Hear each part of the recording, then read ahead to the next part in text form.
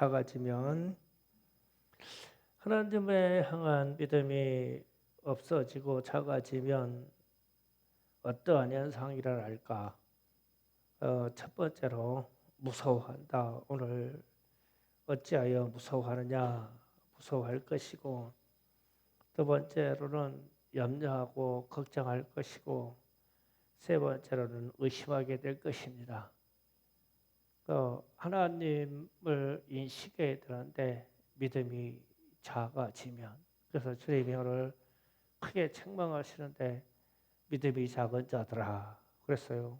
믿음이 작아졌다는 뜻이거든요. 그러면은 우리 삶 속에서 두려움이나 걱정이나 의심이 있다면 우리의 믿음이 작아진 거예요. 그래서 오늘 이 말씀을 통해서 점검되기가 원해요. 우리의 내면에 두려움이 있는가, 혹은 걱정이 많은가, 혹은 하나님의 존재나 예수에 대한 의심이 있는가. 그러면은 믿음이 작아진 거예요. 오늘 주님 그랬잖아요. 믿음이 작은 자들아. 폭풍이 부는데도 담대할 수 있으면 믿음이 괜찮은 거예요. 자, 두려움에 대해서 마가복음에서는 본문 말씀의 내용과 동일한 장면이 나오는데 예수께서 책망하실 때 이렇게 말씀하셨어요. 어찌하여 이렇게 무서워하느냐. 그러니까 배에 예수님이 타고 계시고 예수님이 주무시고 계시는데 어찌하여 이렇게 무서워하느냐. 너희가 어찌 믿음이 없느냐. 그러셨어요. 오늘 마태복음에서는 믿음이 적은 자들아 그랬는데 마가복음에서 표현에서는 어찌하여 믿음이 없느냐. 어찌하여 이렇게 무서워하느냐. 그랬어요. 주님이 함께 계신 때도. 우리 삶 속에서도 이렇게 심한 두려움이 있다면 우리가 믿음이 상당히 작아진 거예요. 혹은 없거나. 그래서 죄에 대한 두려움이 있을 때를 요한 1서 4장 18절 다 같이 읽어봅니다. 시작. 사랑 안에 두려움이 없고 온전한 사랑이 두려움을 내쫓나니 두려움에는 형벌이 있어 두려워하는 자는 사랑 안에서 온전히 이루지 못하였느니라. 아멘. 중간에 보면 두려움에는 형벌이 있습니다. 그러니까 죄에 빠져 있으면 무슨 생각이 드냐면 나 심판받지 않나? 나 지옥 들어가는 거 아니야? 우리는 지옥에 대한 이야기를 들었잖아요. 그래서 우리에게 죄가 들어오면 빨리 회개해야 돼요. 그래야 해결 방법이거든요. 그런데 이게 두려워요. 숨고 싶고 그러면은 우리의 믿음이 작아진 거예요. 그래서 우리에게는 마태복음 10장 31절 33절도 좀 잠깐 봅니다. 다 같이 봅니다. 시작. 두려워하지 말라. 너희는 많은 천사보다 귀하니라. 누구든지 사람 앞에서 나를 시인하면 나도 하늘에 계신데 아버지 앞에서 그를 시인할 것이요. 누구든지 사람 앞에서 나를 부인하면 나도 하늘에 계신데 아버지께서 그를 부인하리라. 아멘. 핍박이 있을 것이다 라고 하는 말씀을 부연으로 설명하시고 두려워하지 말라. 어떠한 상황이 있더라도 너희는 나를 시인해야 된다. 두려워하지 마라. 그러면은 내가 하늘에 계신 아버지 앞에서 너희를 시인해 줄 것이다. 조건이 있죠. 그래서 우리가 말세를 살아가는 이때쯤 요즘 세상을 생각하면 두려워할 일이 무진 많아요. 무진 많습니다. 그런데 이럴 때에 예수를 우리가 부인하느냐 우리의 신앙을 버리느냐, 하나님을 의심하느냐, 이런 것들이 우리를 막 뒤흔들 거예요. 이게 시험입니다. 그런데 우리는 주님이 그러셨어요. 무슨 일이 생기더라도 두려워하지 말아라. 나만 예수만 시인하면 안 된다. 제가 조금 있다가 시리아에서 어떤 순교한 가정 이야기를 할 건데 문득에 예수를 부인하면 예수만 안 믿는다고 하면 이 질문이 한 가지예요. 그거로 순교하는 거예요. 그런데 시인하는 그 여정이 얼마나 두려울까 순교할 때. 그러니까 요즘도 있는 이야기예요. 그래서 우리는 두려워하면 안 돼요. 두려움을 가질 수 있으나 우리는 구해야 되죠. 부단히 구해야 돼요. 두 번째로 염려하고 근심이 많아져요. 마태복음 6장 30절에서 31절을 잠깐 읽어갑니다. 다 같이 읽습니다. 오늘 있다가 내일 아궁이에 던져지는 들풀 하나 이렇게 입시 시간을 하물며 너희가 뭐냐 믿음이 작은 자들아 그러므로 염려하여 이르기를 무엇을 먹을까 무엇을 마실까 무엇을 입을까 하지 말라. 아멘. 믿음이 작은 자들아 무엇을 입을까 무엇을 입을까 먹을까 염려하지 말아라. 왜 이렇게 믿음이 작으냐? 하나님이 다 공급해 주신다는 뜻이 되죠. 그런 거 가지고 걱정하지 말아라. 하나님에 대한 신뢰가 무너지면 삶에 대한 염려가 많아집니다. 먹고 사는 것도 걱정이고 미래의 불확실 때문에도 걱정이고 건강 문제도 걱정이고 온통 다 걱정이 돼요. 그런데 다 예수께 맡기고 평안한 것이 믿음입니다. 믿음이 있어야 평안해요. 걱정함으로 얻어지는 것은 더 큰 걱정만 생겨요. 걱정함으로 해결되는 거 없어요. 걱정함으로 더 큰 걱정만 생겨요. 예수님께 맡겨버리고 우리는 평안해야 돼요. 그리고 이 걱정하고 염려하는 건요. 옆에 사람에게도 가족에게도 전염시켜요. 그 가장이 엄마가 근심하고 걱정하잖아요. 그러면은 자녀들도 이어받아요. 그래서 걱정은 하나님께 맡겨버려야 돼요. 그 주님이 요한복음 14장 1절에서 3절에서도 말씀하십니다. 다 같이 읽어봅니다. 시작. 너희는 마음에 근심하지 말라. 하나님을 믿으니 또 나를 믿으라. 내 아버지의 집에 거할 곳이 많도다. 그렇지 않으면 너희에게 이르으리라. 내가 너희를 위하여 거처를 예비하러 가노니 거기 가서 너희를 위하여 거처를 예비하면 내가 다시 가서 너희를 내게로 영접하여 나 있는 곳에 너희도 있게 하리라. 아멘. 1절 잠깐 봐봐요. 1절. 너희는 마음에 근심하지 말라. 그러면서 예수님이 내가 아버지께로 간다. 천국으로 간다. 그래서 너희의 처소를 예비하고 너희를 데려올 것이다. 그랬거든요. 그런데 사람이 그냥 속편게 걱정하지 않고 나 그냥 이렇게 죽으면 그냥 천국 가. 야, 얼마나 속편한 얘기냐고. 그런데 그것 자체도 의심스러워가지고 걱정이 되기 시작하면 어떻게 감당하겠냐고요.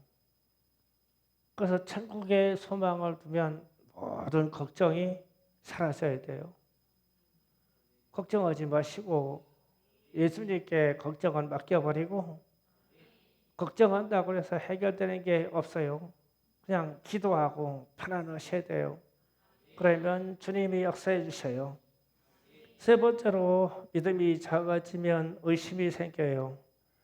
마가복음 9장 22절에서 24절을 잠깐 보시겠습니다. 다 같이 있습니다. 시작.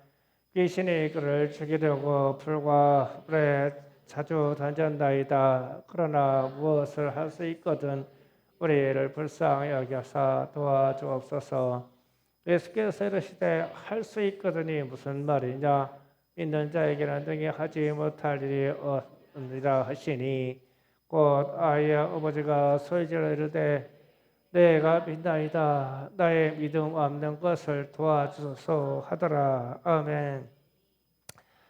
어떤 아이의 아버지가 자기 아이가 저렇게 이 질병에 걸려서 정신병에 걸려서 귀신에 들려서 불에도 넘어지고 물에도 빠지고 그러는 거예요.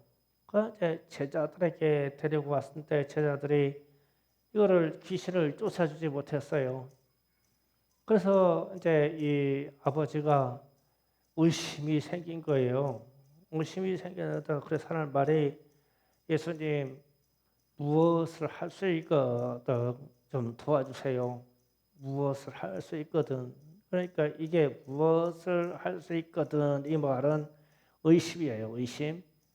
그러니까 예수님이 이런 말씀하십니다. 할 수 있거든이 무슨 말이냐? 할 수 있거든이 무슨 말이냐? 이 말을 해요. 그러니까 곧바로 이 아이 아버지가 이 말을 합니다. 믿음 없는 것을 도와주소서. 그러니까 제가 의심했는데 이 의심이 믿음 없어서 한 일을 압니다. 믿음 없어서 한 일입니다. 나를 도와주세요. 그래요. 그래서 예수님이 이 고백, 제가 의심하고 있었거든요. 이 의심했는데 믿음 없는 것 좀 도와주세요. 그런데 이 말도 귀히 여기시고 아이에게 걸린 귀신을 쫓아주셨어요. 그런데 이 말씀을 똑같은 내용인데 마태복음 17장 19절 20절에서 잠깐 읽어보면 다른 의미도 또 있어요. 다 같이 읽어봅니다. 이때 제자들이 조용히 예수께 나와 이르되 우리는 어찌하여 쫓아내지 못하였나이까? 이르시되 너희가 믿음이 작은 까닭이니라. 실실로 너희에게 이르노니 만일 너희에게 믿음이 겨자씨 하나만큼이라도 있어도 이 산을 명하여 여기서 거기로 옮겨지라 하면 옮겨질 것이요 또 너희가 못할 것이 없으시라. 아멘. 이게 똑같은 내용인데 이제 그 아이의 아버지가 똑같은 내용으로 말합니다.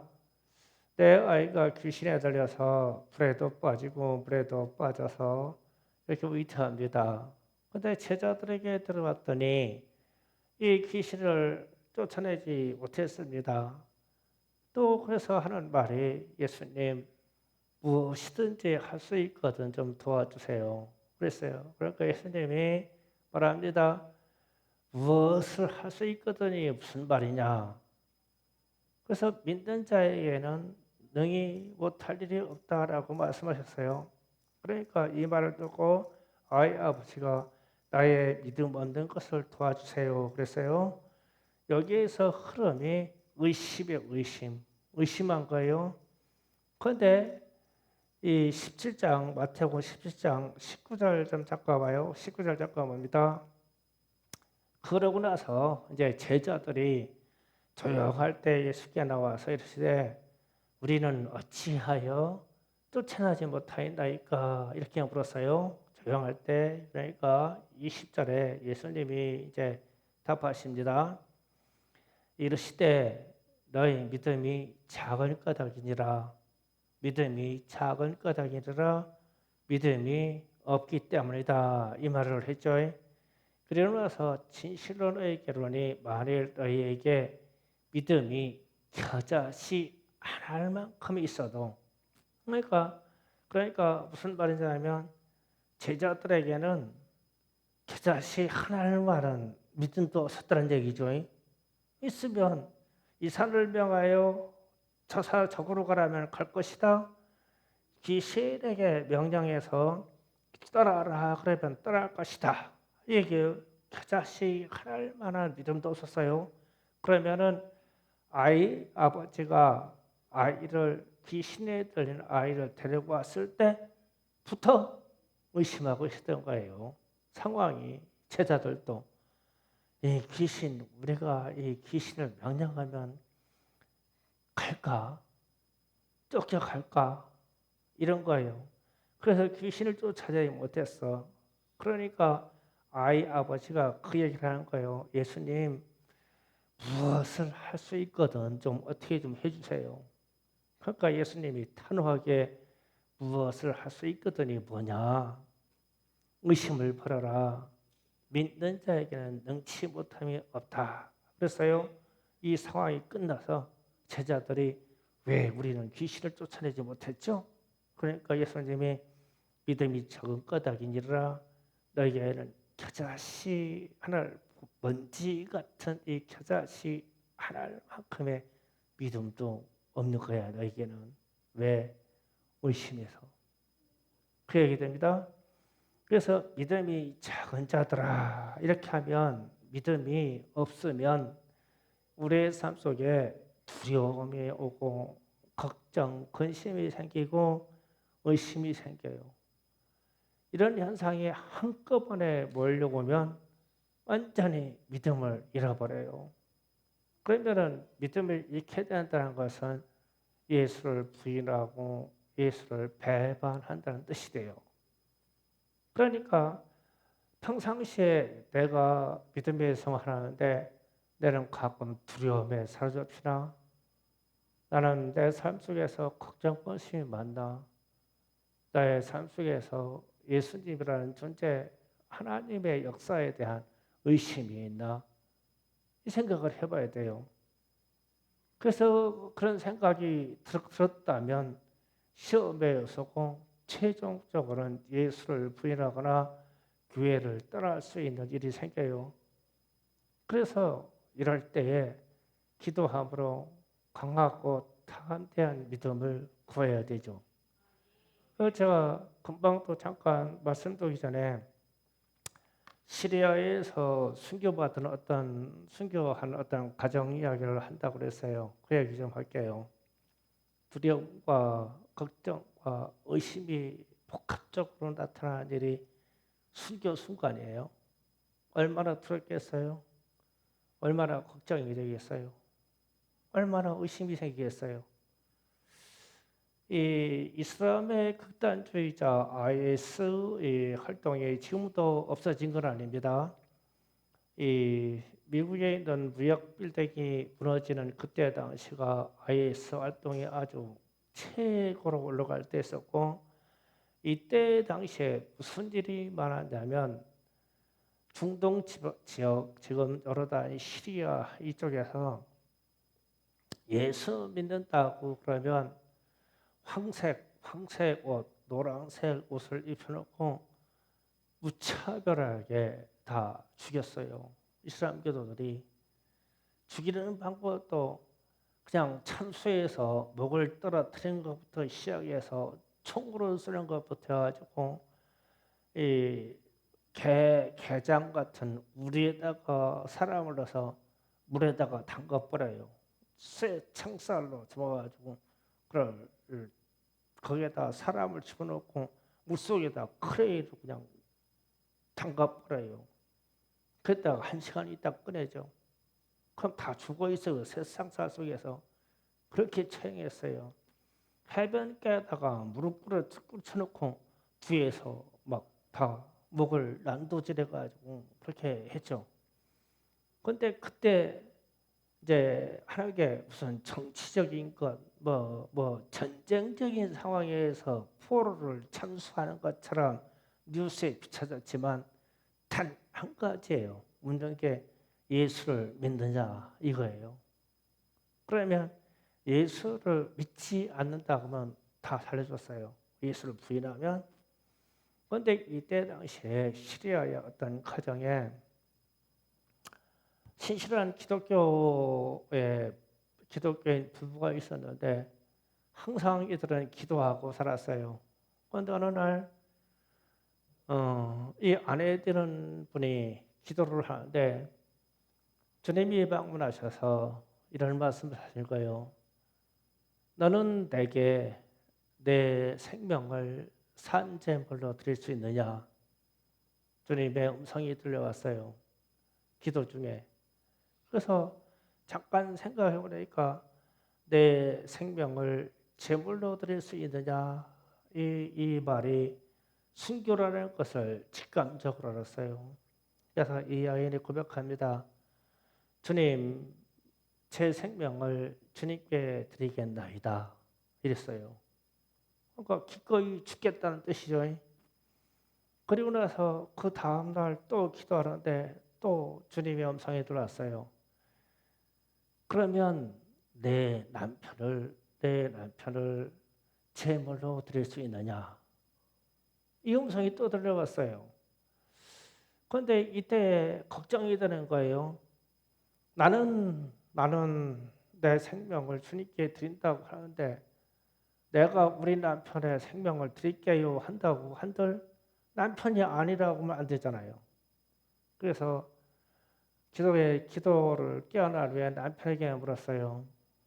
어제는 내가 기도할 때 주님이 너를 제물로 드릴 수 있느냐라고 묻기에 그러하겠다고 했습니다. 그런데 오늘 기도할 때 주님이 당신의 생명을 산제물로 드릴 수 있냐고 물어봤습니다. 그런데 내 의지가 아니고 내 믿음이 아니기 때문에 당신께 물어본다고 했어요.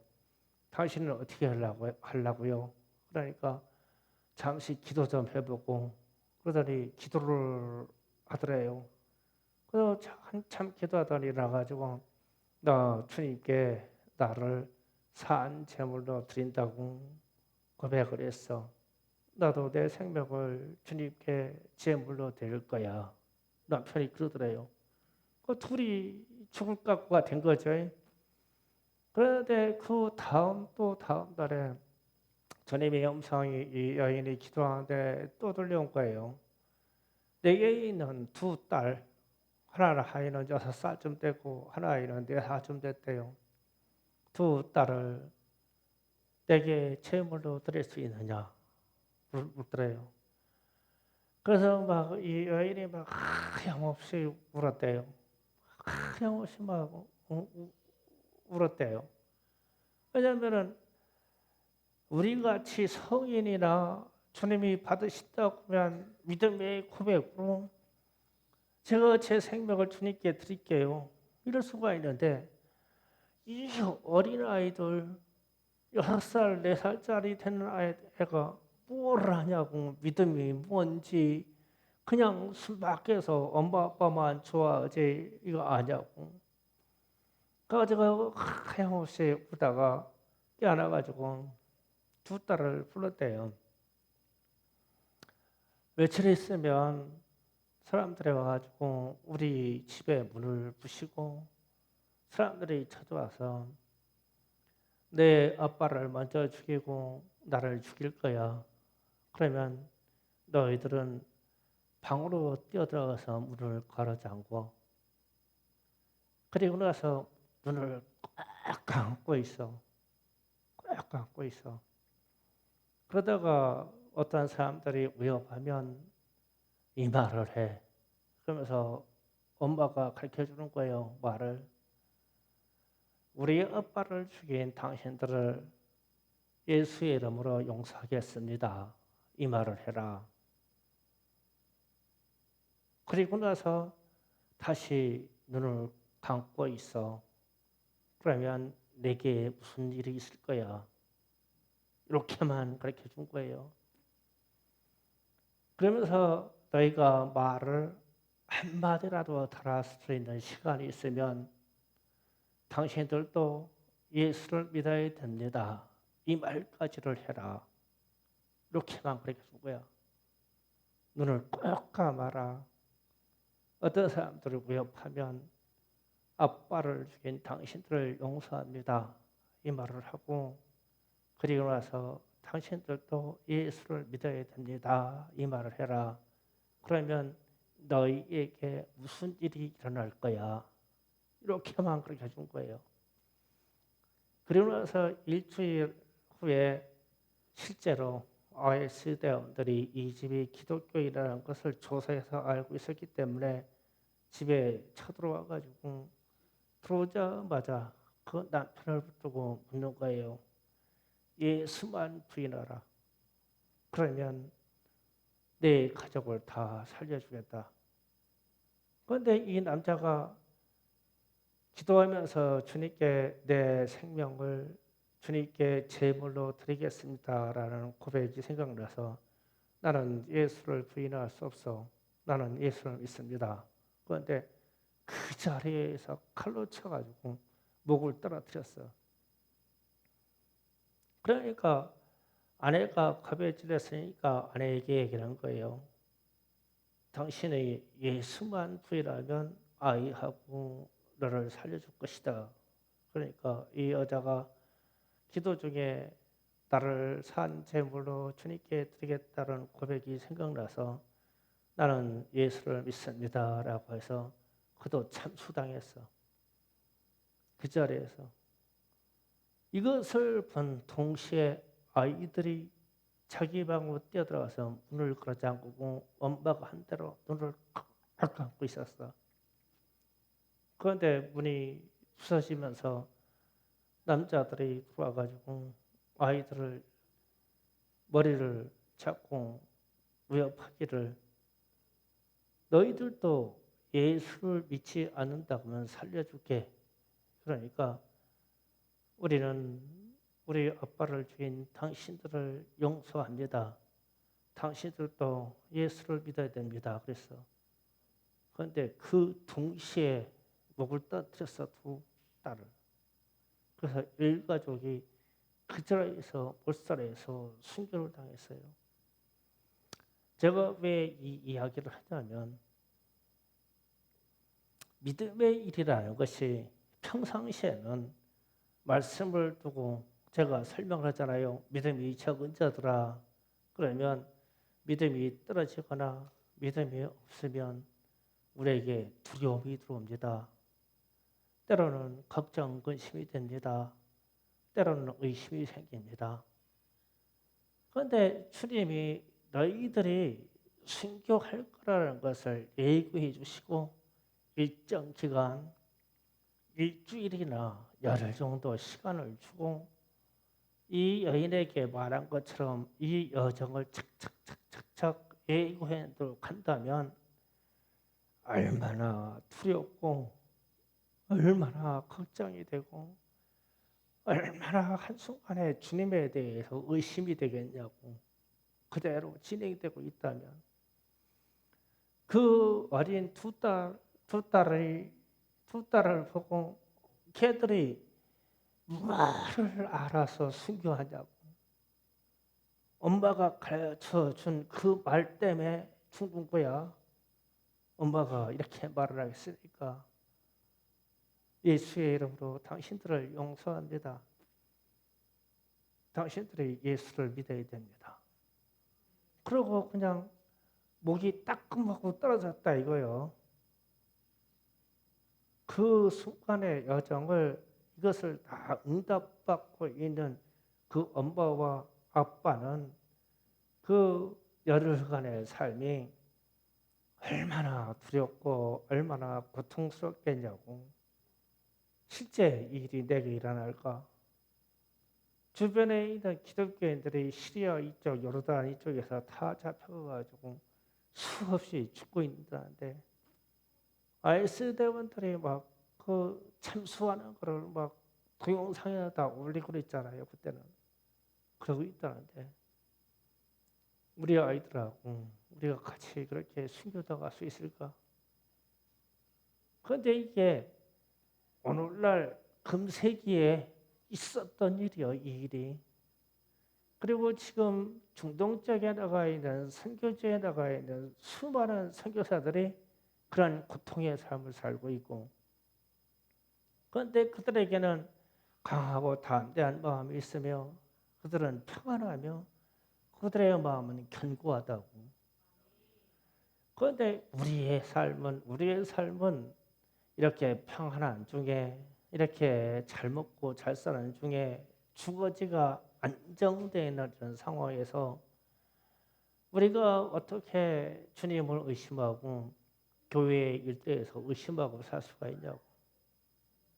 그래서 우리가 그러한 순간, 그렇게 순교의 순간, 핍박의 순간이 다가온다면 우리가 이렇게 능히 그 사람들처럼 이길 수 있겠냐는 거예요. 이게 걱정이 되는 거예요. 그래서 우리의 믿음의 생활을 이 평상시에는 가늠할 길이 없어. 그런데 이 세대가, 이런 세대가, 순교의 세대와 핍박의 세대가 성경에 기록되어 있는 것을 보면 대환란과 더불어서 우리의 믿음을 반드시 시험할 때가 온다는 거예요. 그러면 평상시에 얼마나 견고한 믿음의 생활을 해야 되냐고. 우리는 너무 연약해. 너무 연약해. 그래서 제가 그랬어요. 우리 최원주 권사님이 보고 오더라고.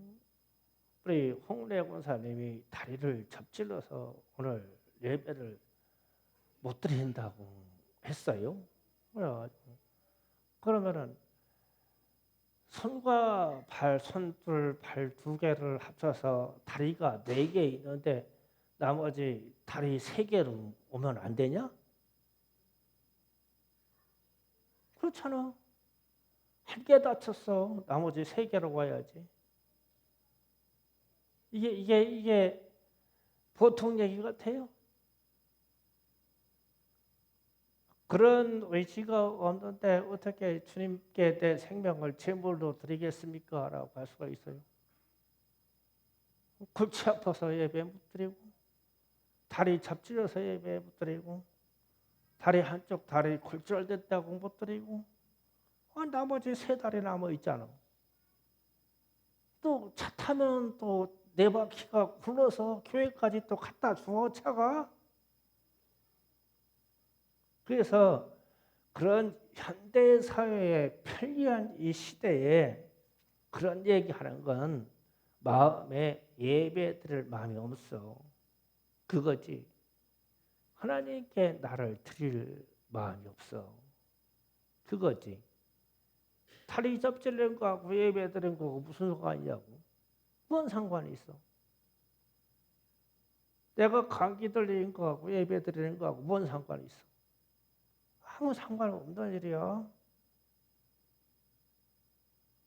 그래서 우리가 제 자신을 제기하다 보면 어떤 때는 아이고 그 새벽 예배가 뭐라고 아이고 막 죽겠어. 나도 막 새벽에 죽겠어.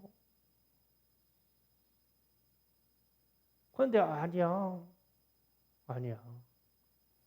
그 시간이 형식이고 의식이 아니라서 내가 그 시간 아니면 언제 주님을 생각하고 언제 주님의 말씀을 묵상하고 언제 주님의 역사를 간구할까. 그 시간이 아니면 낮에는 분주하고 밤에는 차야 되고 드려야지. 그 시간에도 드려야지. 우리가 있는 이 수요 예배나 금요 예배나 우리에게 있는 주일 예배는 우리가 교회가 정해진 공식 예배예요. 그러면은 충성교회 소속이라는 분들은 이 예배를 드려줘야 되죠. 물론 일이 있거나 다급한 일이 있어요. 그냥 양해할 수 있어요. 그러나 다리가 부러졌거나 다리 2개가 부러졌어도 2다리 남았으니까 2다리로 와야 되고 3다리 부러졌어도 1다리로 와야 돼요. 그렇게 부러졌어도 유대에게 부탁하면 나 좀 교회에다 태워줘. 안 태워줄 사람이 어디 있어? 왜 오는 거야? 그래야 시리아에 있는 어떤 순교자 집안을 얘기했지만 그러한 정신에 있어서 이 여인이 왜 그렇게 그 순간에 자기의 어린 자녀들까지 순교시킬 수 있을 것만큼 교육하냐면 매 시간 그 시간에 기도를 하고 있는 거예요. 그래서 주님의 음성을 듣고 주님이 그 마음의 평강과 담대함을 주시는 거예요. 평상시 위기 때 주님의 음성을 들었어. 그러니까 기꺼이 내 생명을 드리겠습니다. 기꺼이 내 남편의 생명을 드리겠습니다. 혹여나 우리 주님이 우리 어린아이들을 불쌍히 여겨서 살려주실까 봐 살려줄까 해서 교육을 시키는 거예요. 사람들이 와서 묻거든. 나 예수를 믿냐 안 믿냐 묻거든. 나 이게 아니라 눈 지금 감고 있다가 우리 아빠를 죽인 당신들을 용서하겠어요. 당신들도 예수 믿으세요. 그러니까 죽을 수 있는 그 자료를 엄마가 주는 거죠. 그래서 아이들도 순교하는 거예요. 그러니까 엄마가 강하고 담대하니까 아이들도 강하고 담대하게 키울 수가 있는 거죠. 그러면 우리도 우리의 믿음을 그렇게 이끌고 가고 그렇게 훈련시켜 가야 돼요. 이래서 못해요, 저래서 못해요, 이래서 안 돼요, 저래서 안 돼요. 온갖 부정의 일들이 우리의 생각을 휘어잡으면 할 수 있는 게 하나도 없어.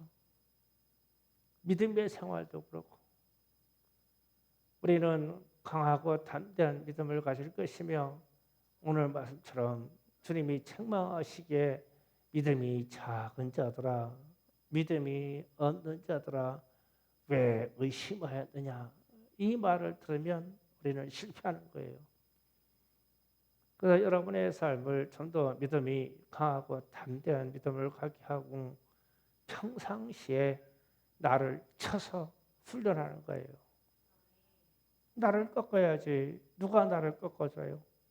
내가 나를 꺾어서 훈련해야 되고 내 자신이 주님 앞에 바로 서야 되고 언제든지 주님의 음성을 들을 수 있는 일을 준비해야 돼요.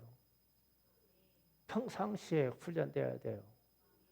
나는 충성교회가 그런 교회가 되기를 원해요. 예, 순교할 때 다 순교하자고요. 그럼 얼마나 좋겠어요. 편안하고. 그러한 역사가 있기를 원해요. 그래서 우리는 믿음이 없어지면 두려워요. 믿음이 없어지면 의심이 생겨요. 믿음이 없어지면 온갖 것이 다 걱정이에요. 만약에 내 삶 속에 두려움이 있거나 내 삶 속에 의심이 많거나 내 삶 속에 걱정이 많다면 내 믿음을 점검해 봐야 돼요. 이런 것들이 사라지고 반대 현상, 강하고 담대한 능력과 평강한 능력과 하나님을 절대적으로 신뢰하는 능력이 우리에게 역사해야 돼요. 그래야만 이 말세를 살아갈 수 있을 거예요. 그렇게 되기를 예수 이름으로 축원합니다. 기도 준비